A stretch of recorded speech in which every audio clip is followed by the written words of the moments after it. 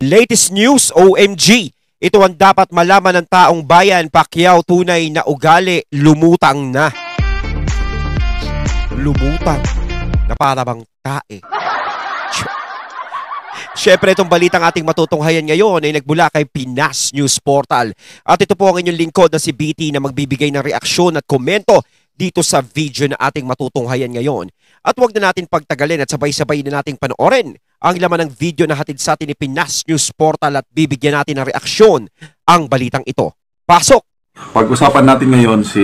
Ayon, bago natin simulan ng video ito, nais ko nga pala magbigay ng credits dito sa boses na madidinig natin. Boses na boses pa lang, syempre, General Macanas na. Syempre, credits po General Macanas.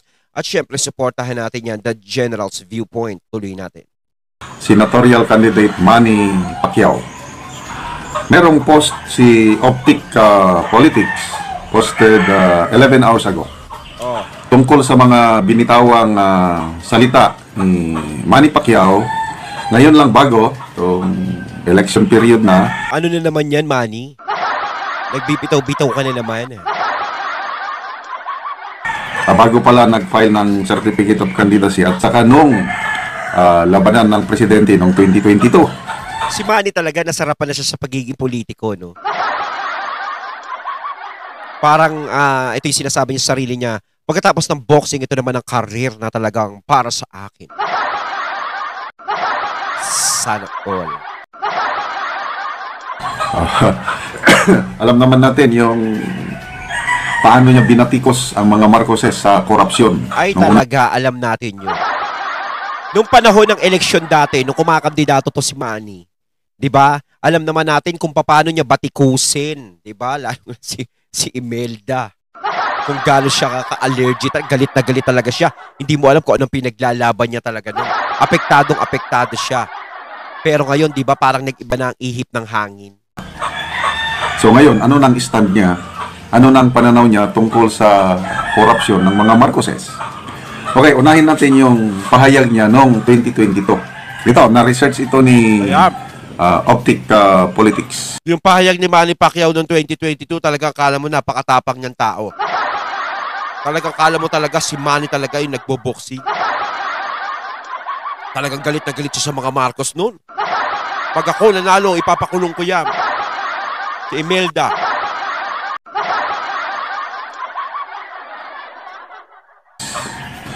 Noong January 29, 2022, ito yung binitawang salita ni Manny Pacquiao.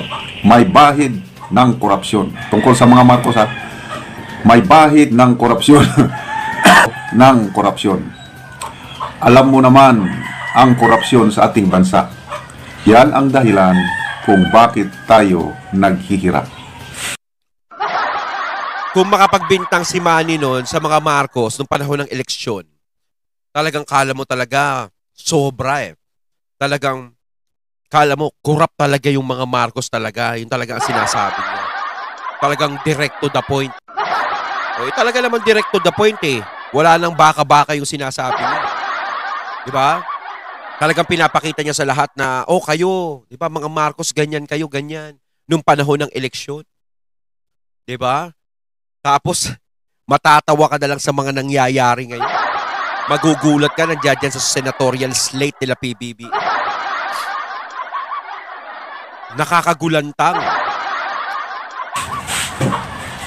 So, mabigat na salita ang binitawan niya, no? Meron pa ngang matinding paratang talaga yun. Di ba?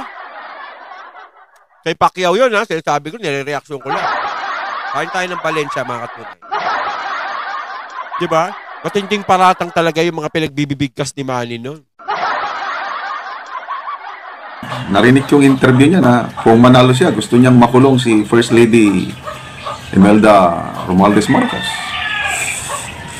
Buti pinatawad pa ng mga Marcos to, no?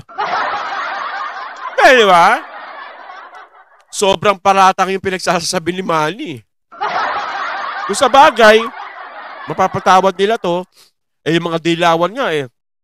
Naging tropa na nila eh. Mas matitindi rin yung mga sinasabi ng mga dilawan laban sa mga Marcos talaga. Pero tinanggap pa rin nila ng buong puso.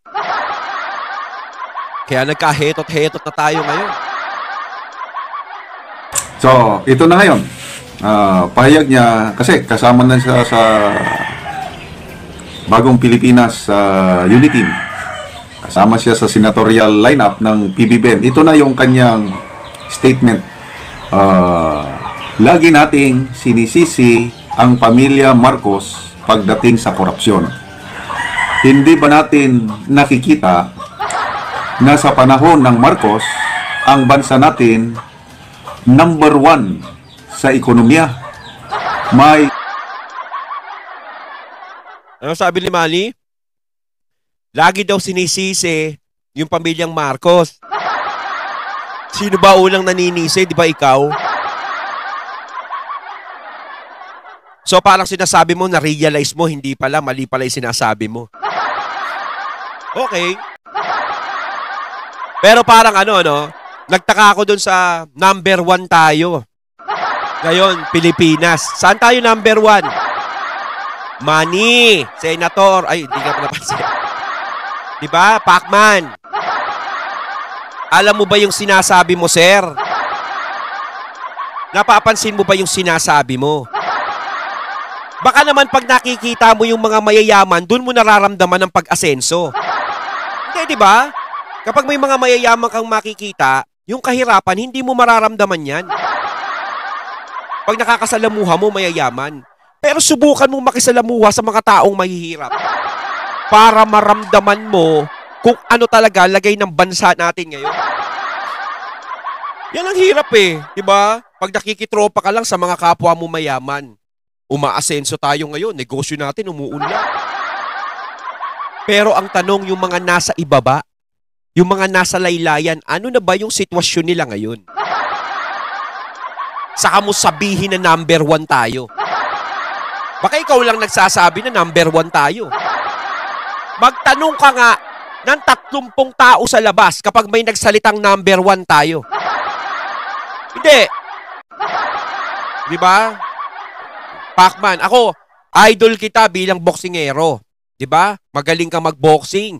Talagang sinubaybayan ko yung mga laban mo. Talagang doon kita inidolo. Siyempre, Pilipinas. Di ba? Parang pag nanalo ka, dalbuhat mo bansa natin.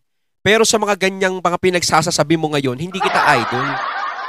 Tsaka simula nung pumasok ka sa politika, hindi kita idol. Kasi para sa akin, hindi kapit para sa pagiging politika. Diba? Mas bagay na lang sa'yo talaga is yung talagang boxer, sports. Diba? Yun ang mga bagay sa'yo eh. O, katulad sa pagiging artista nun, hindi rin bagay sa'yo.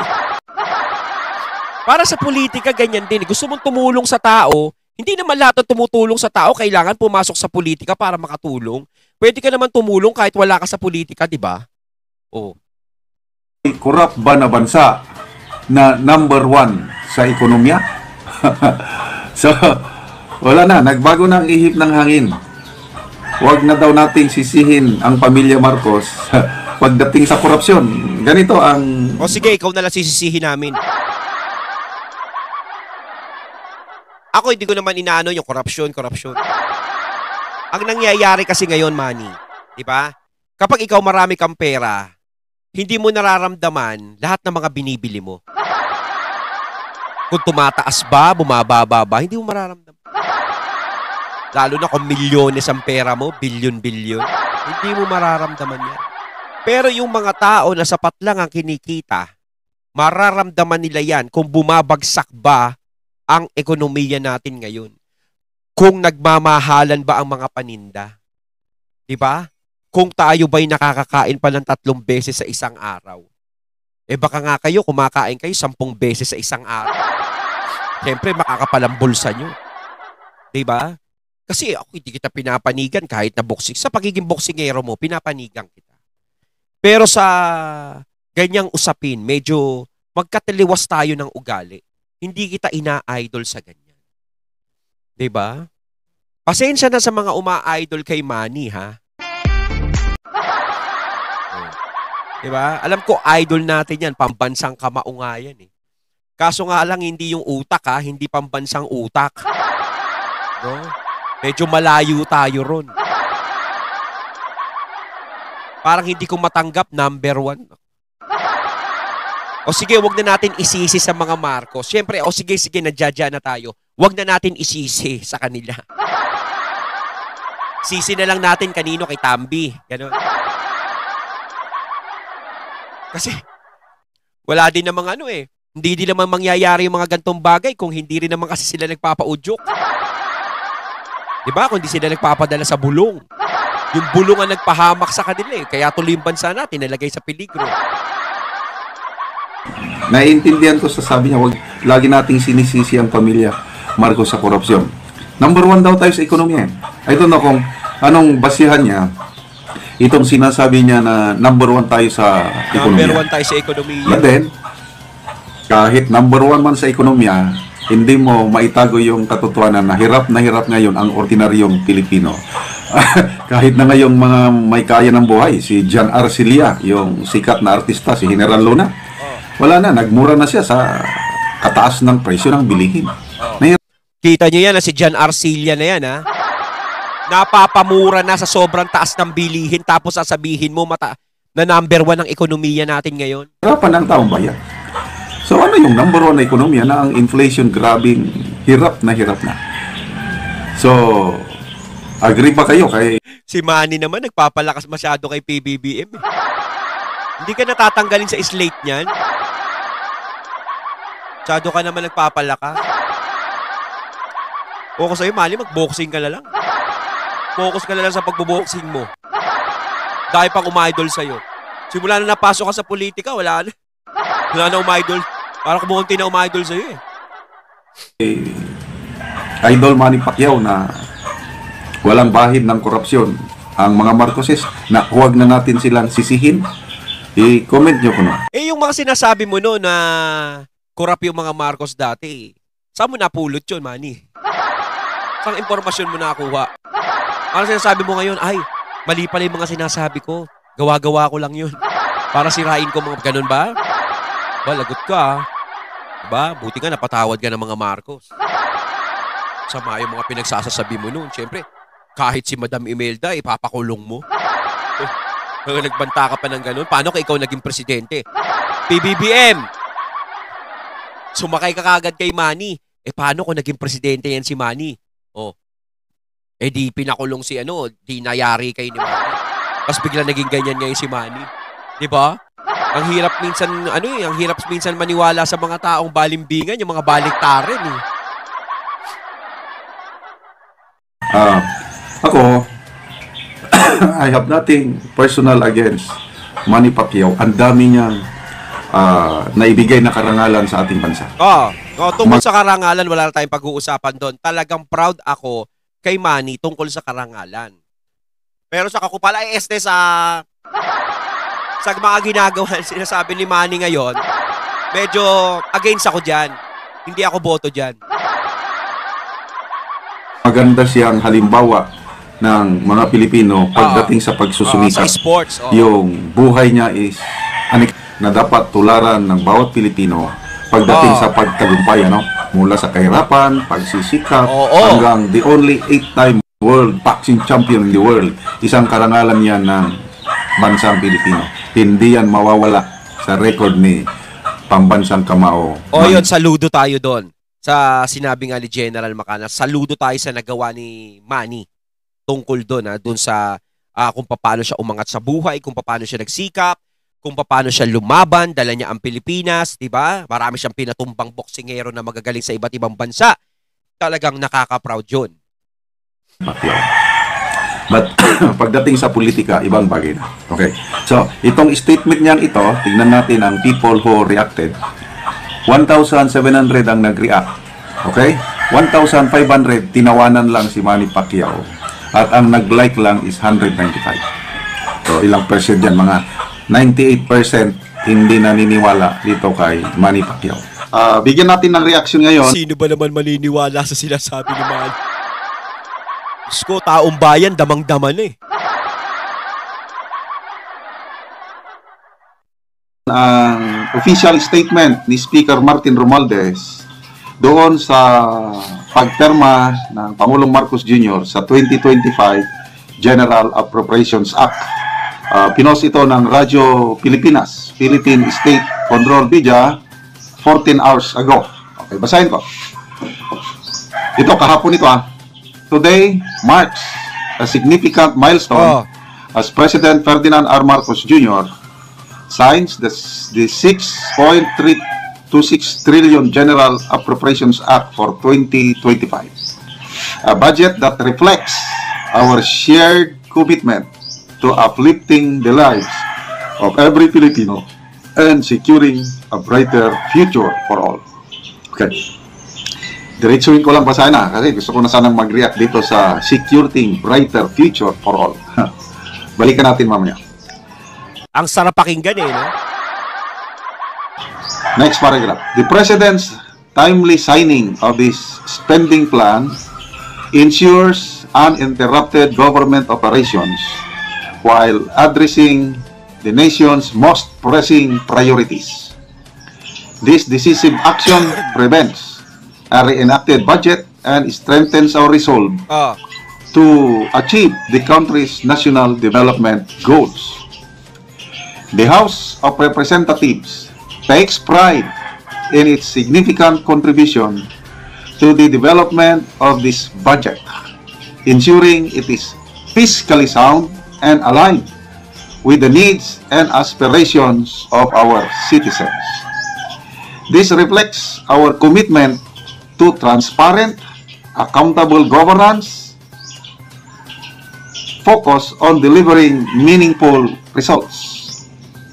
This budget represents the efficient and responsible use of resources, balancing fiscal discipline with the government's commitment to improving the quality of life for all Filipinos. Improving the quality of life for all Filipinos. Napakaganda talagang pakinggan. Bravo! Sana nga totoo, no? Para kasi yung mga naririnig natin, no? Parang ang layo sa nangyayari ngayon. Diba? Masarap lang pakinggan Diba? Parang music in our ears. Pero, parang napakalayo sa reality. Diba? Reality is far. It is a critical step towards sustained growth and national development. We thank President Marcos for his leadership and our colleagues in Congress for their hard work. This budget reflects our united effort to ensure that government programs truly serve the people. Okay, so masarap pakinggan.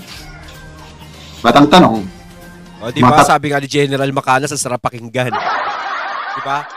Pakinggan na lang natin, General. Pero pag in-apply talaga sablay. Wala Wala tayong makitang progreso Hindi nga natin nakikita na, hay, salamat ang buhay natin ngayon, napakagaan. Siguro sa mga mayayaman, napakagaan ang buhay ngayon. Diba? Totohanan ba? Naniniwala ba kayo dito sa pahayag ng Speaker of the House? Isa-isahin natin na ito daw this budget reflects our shared commitment to uplifting the lives of every Filipino and securing a brighter future for all. Para ba talaga sa kapakanan ng nakakaraming Pilipino ito? O para sa mga politiko? Hindi para sa kapakanan ng mga Pilipino. Diba? Kasi kung sa kapakanan ng Pilipino, matagal na tayo umasenso. Hindi na tayo aabuti ng ganito. Wala tayong makikitang napakamamahal na bilihin. Diba? Yung rally ng mga bishop, mga pari. At hindi mag-aaway-away ng ganito. Ng kaiba't ibang sekta noong December 23 sa EDSA. Anong sabi ng mga kaparian, mga bishop? Bakit sila nagprotesta? Ito daw, budget na ito is self-serving budget.